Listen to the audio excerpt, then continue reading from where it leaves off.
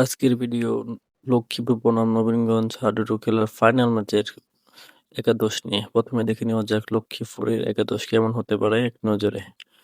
লক্ষ্মীপুর হয়ে নেতৃত্ব দিবেন ডলফিন ফরিদ। তিনি টিম এর নেতৃত্ব দিবেন লক্ষ্মীপুরের হয়ে। তিনি কিন্তু লক্ষ্মীপুর হয়ে নেতৃত্ব দিবেন। ডলফিন ফরিদ লক্ষ্মীপুর হয়ে কিন্তু খেলবেন ফাইনালে। তারপর আছে রিপন। তিনি কিন্তু সেমিফাইনালেও খেলছেন লক্ষ্মীপুরের হয়ে। তিনি ফাইনাল ম্যাচেও লক্ষ্মীপুরের হয়ে খেলবেন। তিনি অনেক ভালো একজন প্লেয়ার। রিপন লক্ষ্মীপুরের হয়ে ফাইনাল ম্যাচে দলের পতাকা ধরবে। তারপর আছেন সাদ্দাম হোসেন, তিনি লক্ষ্মীপুরের হয়ে খেলবেন ফাইনাল ম্যাচে। তার খেলা অনেক সুন্দর, তার দুম, তার রেড, তার লাইন টাচ অনেক সুন্দর। তার বডি ল্যাঙ্গুয়েজ থেকে শুরু করে তিনি একজন ভালো মানের প্লেয়ার, সেটা কিন্তু প্রমাণই করে।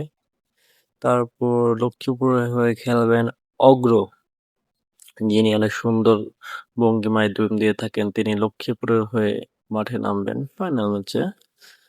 আরো অনেকেই আছে ফাইনালে লক্ষ্মীপুরের হয়ে নেতৃত্ব দিবেন। পিচ্চি ফরিদ সহ অনেকেই কিন্তু ফাইনালে খেলবে।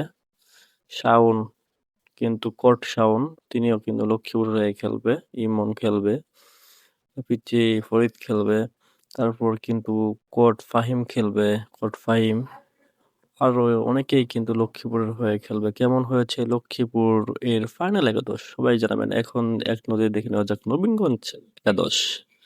নবীনগঞ্জ একাদশের হয় কিন্তু ফরহাদ রেজা, যিনি কিন্তু অনেক সুন্দর দক্ষ প্লেয়ার। তিনি কিন্তু নবীনগঞ্জের হয়ে ফাইনাল ম্যাচ খেলবেন। তারপর আছে পাঙ্কা ইউসুফ, তিনি কিন্তু অনেক সুন্দর করে দম দেন।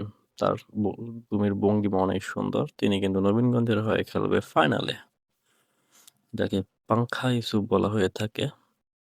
তারপর আছে মিলন, যিনি এই নবীনগঞ্জের হয়ে ফাইনাল ম্যাচ খেলবেন।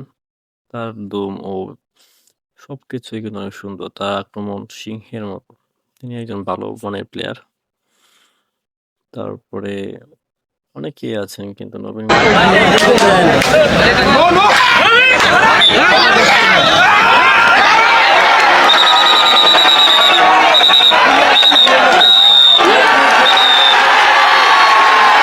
এটা ভুলে চলে কিন্তু চলে নাই। এই দেখেন তুফিন তরফদার কিন্তু নবীনগঞ্জের হয়ে ফাইনাল ম্যাচ খেলবে। তারপর আছে বদরুর রহমান রশিদ। বদরুর রশিদ কিন্তু নবীনগঞ্জের হয়ে খেলবে। বদরুর রশিদ থেকে শুরু করে হয়তোবা বদরুর রশিদ নবীনগঞ্জ দলকে নেতৃত্ব দিবে। তারপর রাজন শর্মা থেকে শুরু করে কিন্তু ফাইনালে নবীনগঞ্জকে নেতৃত্ব দেবে রাজন শর্মা।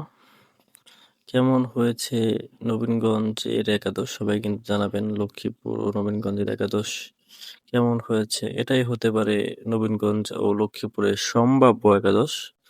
সবাই কমেন্টে কিন্তু জানাবেন। অবশ্যই কিন্তু এই ভিডিওটি শেয়ার করে দিবেন।